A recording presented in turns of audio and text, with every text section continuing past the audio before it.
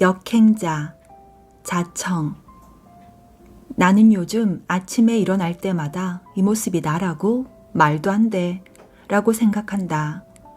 외모 컴플렉스에 시달리던 과거의 나는 없다. 테니스, 헬스, 골프 등의 운동을 꾸준히 하면서 만족스러운 삶을 살고 있다. 제주도에서 2주간 머물며 이 책을 썼다. 수익 자동화 덕분에 거의 일을 하지 않고도 열흘 만에 1억 원을 벌어들였다. 내 계좌에는 수십억 원이 굴러가며 돈이 돈을 벌어주는 상태가 되었다.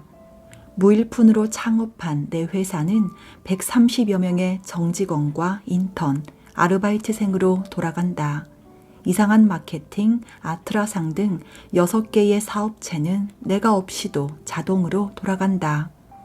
나는 단순히 경제적 자유를 넘어 시간으로부터의 자유를 얻었다. 인류 사업가나 부자들에 비해서 돈은 부족하지만 자유로운 시간만큼은 그 누구보다 많다. 나는 인생의 공략집이라고 생각한 이 특별한 방법들에 역행자의 7단계 모델이라는 이름을 붙였다. 이 책엔 내가 겪은 10년의 시행착오를 3년으로 줄일 수 있는 모든 치트키가 담겨 있다. 타임머신이 있다면 10년 전 나에게 이 책을 꼭 전해주고 싶을 정도다. 내가 이것들 중 일부라도 알았더라면 그렇게까지 고생하진 않았을 텐데, 멀리 돌아가진 않았을 텐데, 훨씬 더 빨리 자유를 찾았을 텐데 싶다. 뭐 어쩔 수 없다. 나 대신 당신이라도 이 책을 읽고 지름길을 밟길 바란다. 그게 내가 이 책을 쓴 이유다. 우선 역행자의 7단계 모델에 대해 정말 짧게 설명해 보려 한다. 인간이 경제적, 시간적, 정신적 자유를 얻지 못하는 이유는 무엇일까? 이 책에서는 본성과 유전자의 명령대로만 살아서 라고 답한다. 인간은 태어날 때부터 이미 운명이 어느 정도 정해져 있다. 상위 50%로 태어난 이는 일평생 45에서 55% 언저리를 오가며 살아간다. 하지만 그 사람은 이를 모른 채 자의식으로 인해 합리화를 하고 언젠가는 인생의 주인공이 될 거야 라는 희망을 갖고 살아간다. 인간은 무의식, 자의식, 유전자에 의해 조종되기 때문에 우선 이 세 개의 꼭두각시 줄을 끊어내야만 한다. 무의식은 스스로의 한계를 규정짓고 자의식은 끊임없이 합리화를 유도하여 발전을 가로막는다. 그리고 우리의 유전자는 선사시대에 최적화되어 있다. 과거에 최적화된 유전자의 명령은 현대를 살아가는 우리에게 적합하지 않은 경우가 잦다. 그 결과 수많은 판단 오류를 저지르며 인생을 망쳐버린다. 가장 처음으로 무의식을 바꿔야 한다. 하지만 무의식은 이성적으로 바꿔낼 수 없다. 누군가 너는 자유를 얻을 수 있어 라고 말하더라도 당신의 무의식은 나는 할 수 없어 라며 방어 기제를 펼친다. 이 기제를 우회할 수 있는 가장 좋은 방법은 스토리다. 자신과 똑같은 상황에서 자유를 얻어낸 이야기를 50여 개 정도를 듣게 되면 무의식에서는 균열이 생길 수밖에 없다. 이 균열을 만든 뒤 역행자 7단계 모델을 통해 보다 적극적으로 자유를 얻어내야 한다. 1단계 자의식 해체. 자의식은 인간에게 필수 불가결하게 존재한다. 인간의 자아가 붕괴되는 것을 막는 기제지만 대부분은 과한 남용으로 우리의 발전을 완전히 가로막는다. 예를 들어 나는 돈에 진짜 관심이 없어. 돈 버는 법은 세상에 존재하지 않아 등의 말도 대부분 자의식 상처를 피하기 위한 합리화에 지나지 않는다. 누구보다 돈을 원함에도 돈은 좋은 거야 라는 걸 인정하는 순간 본인의 인생이 부정당하기 때문이다. 대다수는 돈에 대한 트라우마와 공포 때문에 회피라는 어리석은 결정을 한다. 결국 이들은 투영하기를 통해 애먼 곳에 자아를 투영하며 인생을 모두 낭비해버린다. 열등감이 발동되었을 때 스스로의 못남을 인정하고 어떻게 발전할 수 있는가를 고민할 때 인간은 성장할 수 있다. 2단계 정체성 만들기. 철학자 비트겐슈타인은 언어의 한계는 세계의 한계라는 말을 남겼다. 마찬가지로 정체성의 한계는 인간의 한계다. 가령 평범한 한국 사람이란 정체성을 가진 이가 경제적 자유에 다가갈 가능성이 0%다. 한편 한 달에 1억 벌 수 있는 사람이라는 정체성을 가진 이는 여기에 근접할 가능성을 조금이나마 갖게 된다. 이는 자신의 정체성을 마음대로 조정할 수 있다면 대단한 노력 없이도 목표에 도달할 수 있다는 뜻이다. 스스로에게 베스트셀러 작가 되기라는 정체성을 부여한다면 정말 그 지점에 도달할 확률이 생겨난다고 말할 수 있다. 물론 이렇게 정체성을 자유자재로 만드는 것은 매우 어려운 일이다. 그렇기에 2단계에서는 정체성을 의도적으로 형성하는 방법에 대해 다룬다. 정체성을 마음대로 갖고 논다면 자유를 얻을 확률을 기하급수적으로 높일 수 있다. 3단계 유전자 오작동 극복. 평범한 인간은 유전자 오작동에 의해 인생을 갉아먹힌다. 유전자 오작동을 이해하고 그걸 고친 사람만이 더 나은 삶을 향해 나아갈 수 있게 된다. 유전자 오작동이란 무엇일까? 우리의 몸과 본능은 수십만 년 동안 원시시대 환경에 맞게 진화했다. 원시시대에는 음식을 보면 무조건 달려들어 먹어치워야 생존에 유리했다. 하지만 이제 칼로리 과다로 성인병을 달고 사는 현대인에게 그런 본능은 오히려 위험이 된다. 이 잘못된 본능이 바로 클루지다. 빛을 보고 날아가도록 프로그래밍화된 나방이 가로등 안에 갇혀 죽고 말듯이 진화상 유리했던 과거의 본능이 우리 머릿속에 남아 바이러스처럼 악영향을 끼친다. 우리 머리와 몸에 심지어 이 원초적 본능의 작동 방식을 잘 이해하지 않으면 잘못된 판단을 거듭하며 평생 고생에 시달리게 된다.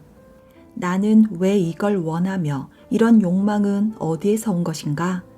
클루지를 잘 이해한 사람은 그릇된 욕망의 덫에서 벗어나 인생에서 큰 자유를 얻을 수 있게 된다. 4단계 뇌 자동화. 앞의 방법들로 본능의 꼭두각시 끈을 잘라냈다 하더라도 머리가 안 좋으면 자유를 얻을 수 없다. 독해력이 떨어지면 이 책을 봐도 무슨 말인지 알 수가 없고 5, 6단계의 지식과 방법론을 흡수할 수 없다. 돈 버는 일도 마찬가지다. 무슨 일을 어떻게 해야 할지 모르는 채 몸만 고생하다 포기하기 일쑤다.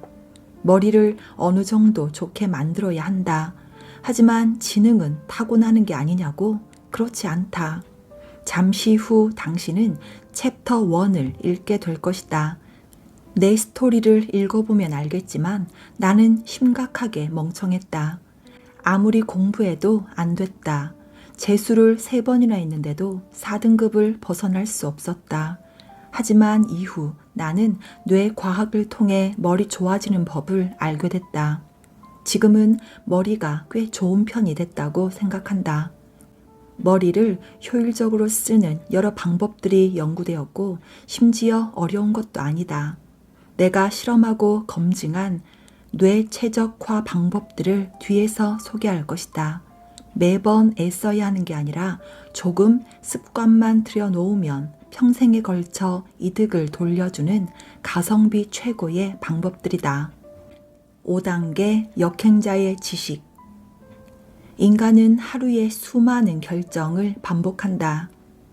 평범한 사람이 하는 하루 10개의 판단 중에서 5개의 좋은 판단을 하고 5개 판단을 그르친다고 가정하자.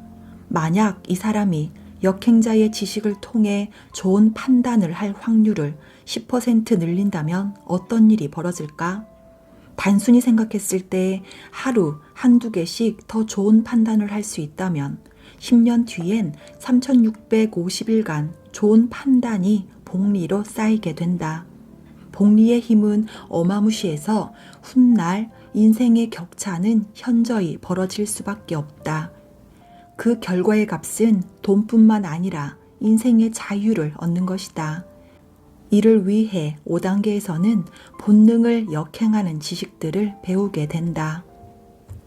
6단계, 경제적 자유를 얻는 구체적 루트. 5단계까지는 기초 체력을 다지는 근육 운동이었다고 할 수 있다.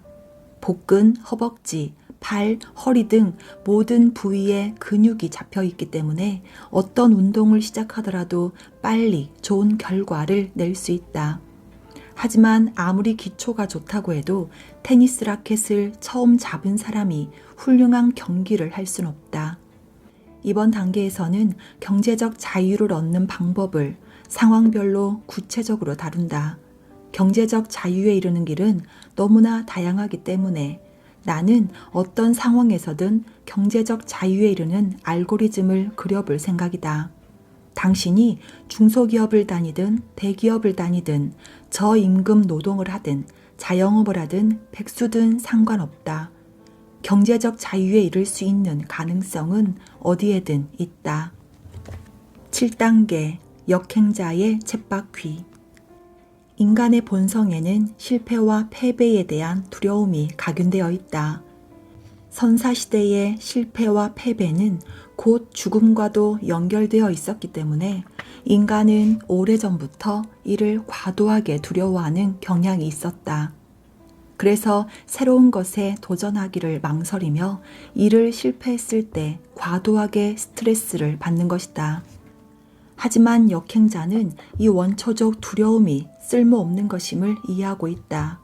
나아가 이러한 본능을 역행하여 고의로 패배에 직면함으로써 레벨업을 하기도 한다. 세계 최고의 테니스 선수, 축구 선수, 프로게이머들은 정상에 오르기까지 수천 번 패배를 한다. 선수들은 자신의 수준이 높아짐에 따라 더 강한 상대와 경기를 하게 되며 뛰어난 선수들은 승리보다 패배를 해야만 진정한 레벨업을 할 수 있다는 것을 알 수 있다. 당신이 부자 되기 게임에 참여했다면 이처럼 반드시 패배에 직면해야 한다. 역행자 1단계에서 6단계라는 쳇바퀴를 통해 패배에 직면하고 다시 레벨업이 반복되면 어느 순간 자신도 모르는 사이 완전한 자유에 도달하게 된다. 역행자 1단계, 자의식 해체. 대부분의 사람들이 인생에서 완전한 자유를 얻지 못하는 이유는 무엇일까? 가장 근본적인 원인은 과잉 자의식이라 생각한다. 아무리 성공한 사람이 옆에 있어도 아무리 좋은 책을 눈앞에 두어도 방법을 떠먹여 줘도 소용없다.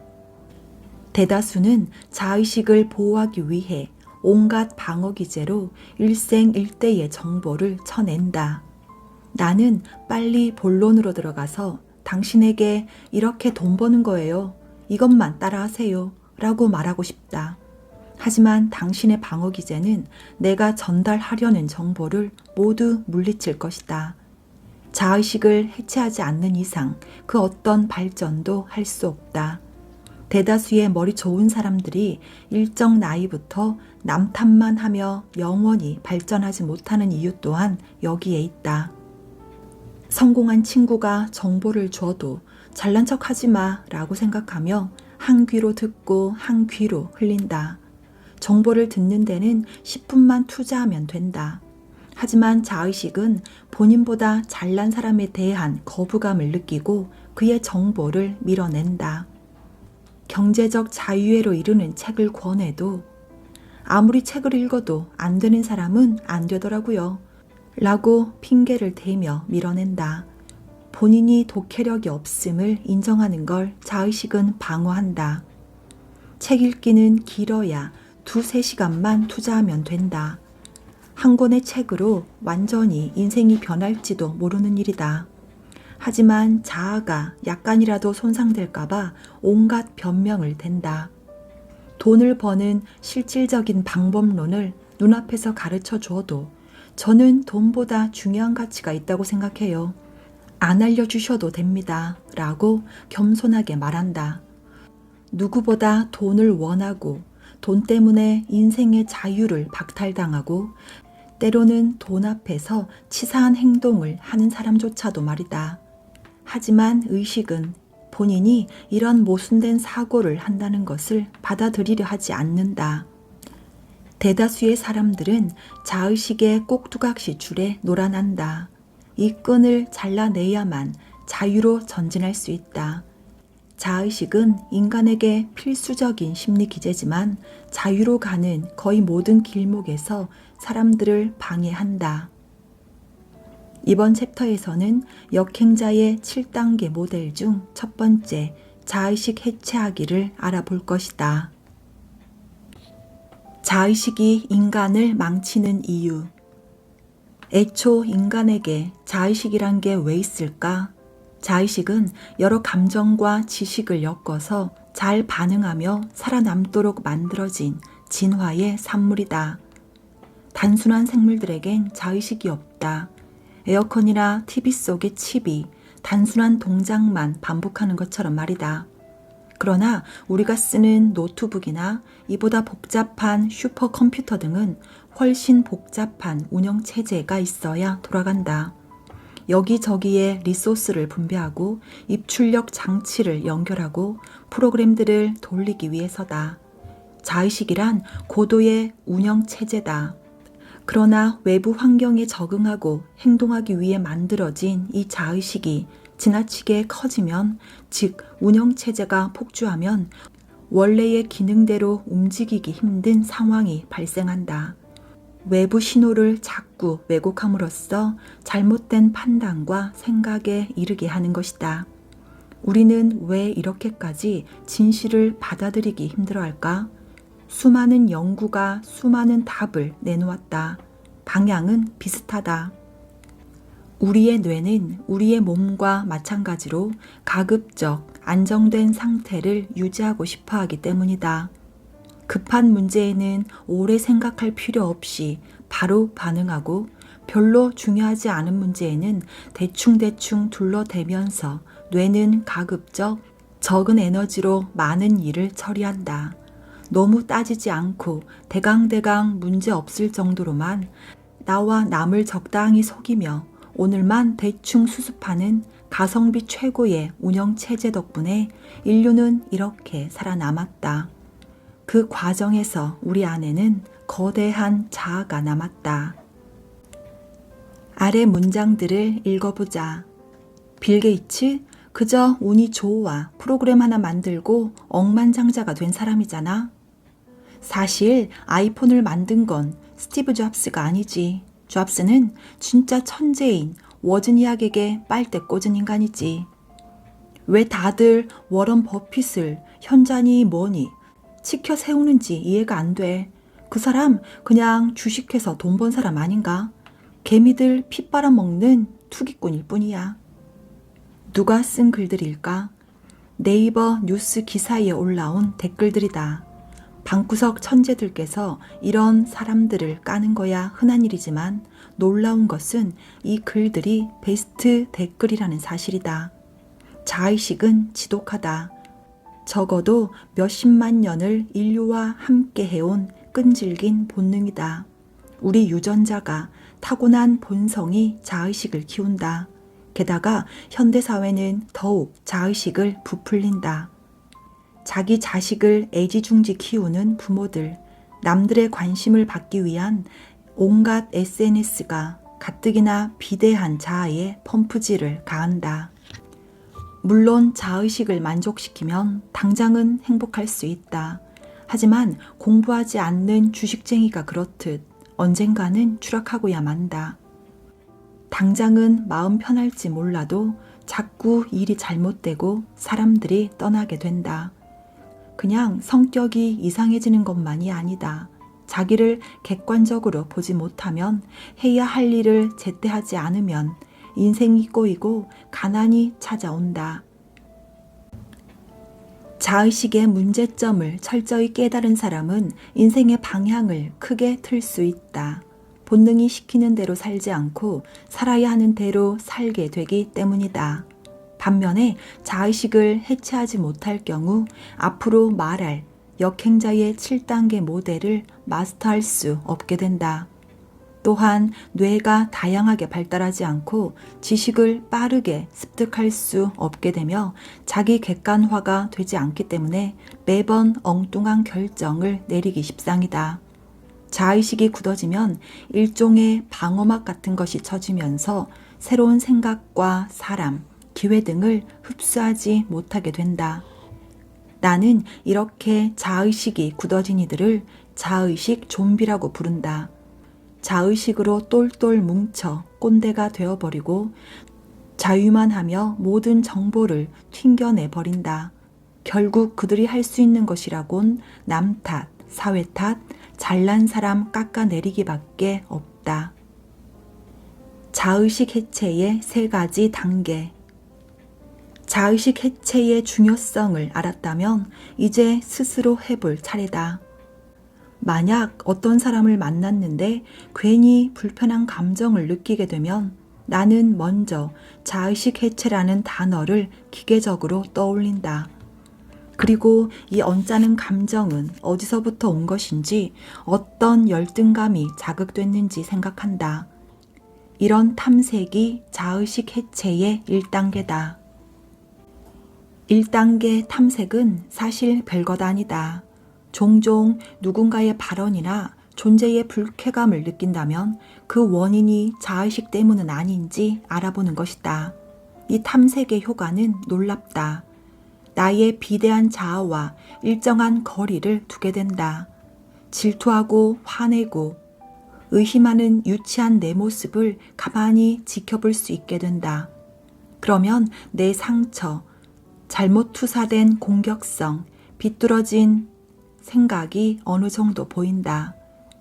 새로운 걸 받아들일 수 있는 여유가 생긴다. 그 다음 2단계는 인정이다. 왜 그 사람을 보면 기분이 나쁘지? 내가 질투하는 것일 수도 있겠구나. 질투는 오히려 내 학습을 방해하니까. 질투라고 인정하고 일단 상대방이 어떤 포인트에서 인기가 있는지 흡수해 야겠어. 나는 왜 인기가 없지? 그냥 매력이 없나 보다. 매력이 없으면 높이면 되지 뭐. 돈에 대해 이야기하는 사람을 볼 때마다 왜 기분이 나쁘고 상대를 적대적으로 보게 되는 거지?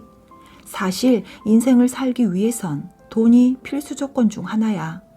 내가 지금까지 이 부분에서 자신이 없으니 회피했던 것 같기도 해. 지금부터 뭘 해야 할까?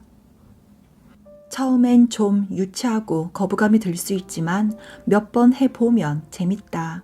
누군가를 처음 만났을 때 이유 없이 빈정상하는 건 의식하지 못할 뿐 무의식이 발동한 것일 수 있다.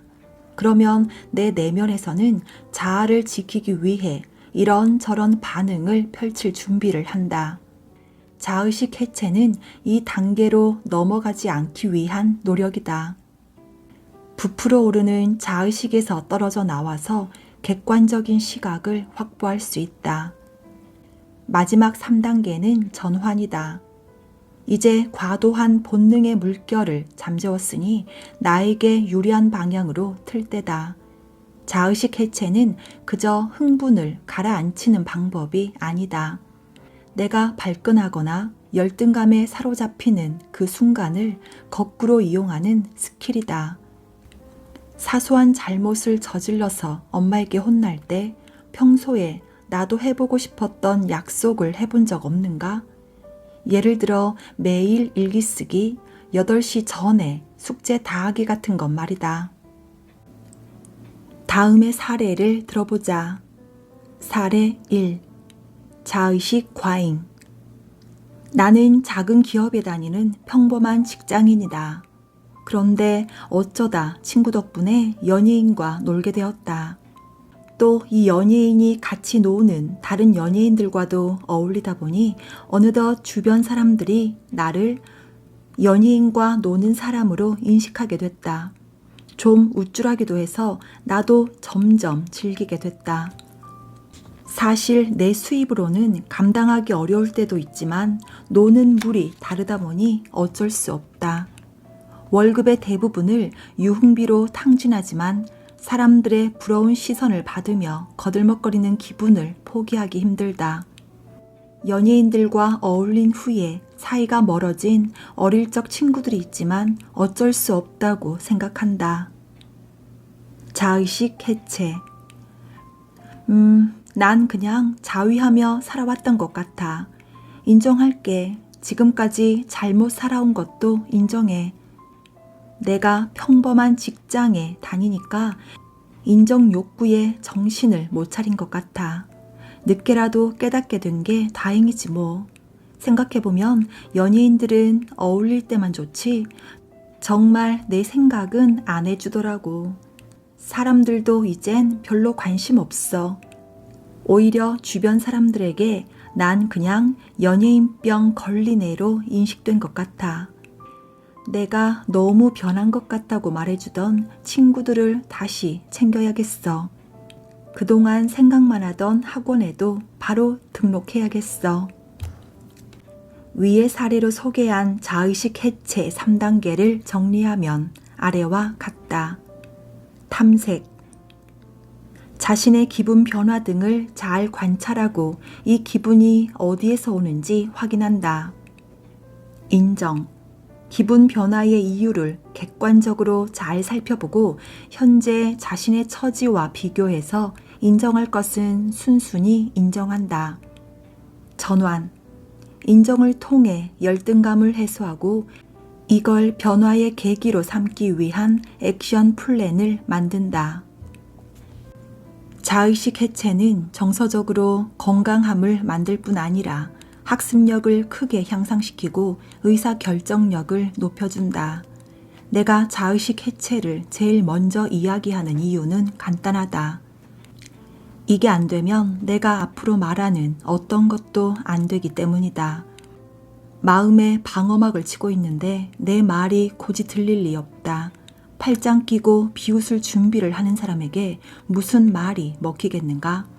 새로운 걸 받아들이기 위해선 경계면을 말랑말랑하게 만들 필요가 있다.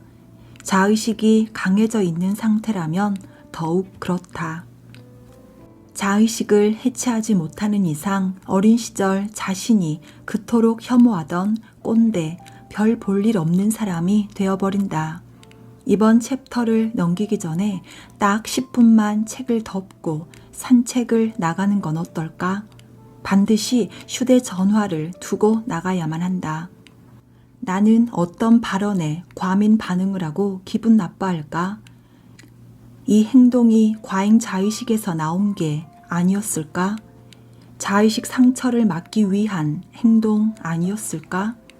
걸으면서 이러한 질문들을 곰곰이 생각해보자. 걸음은 좋은 아이디어를 도출하는 최고의 방법 중 하나다.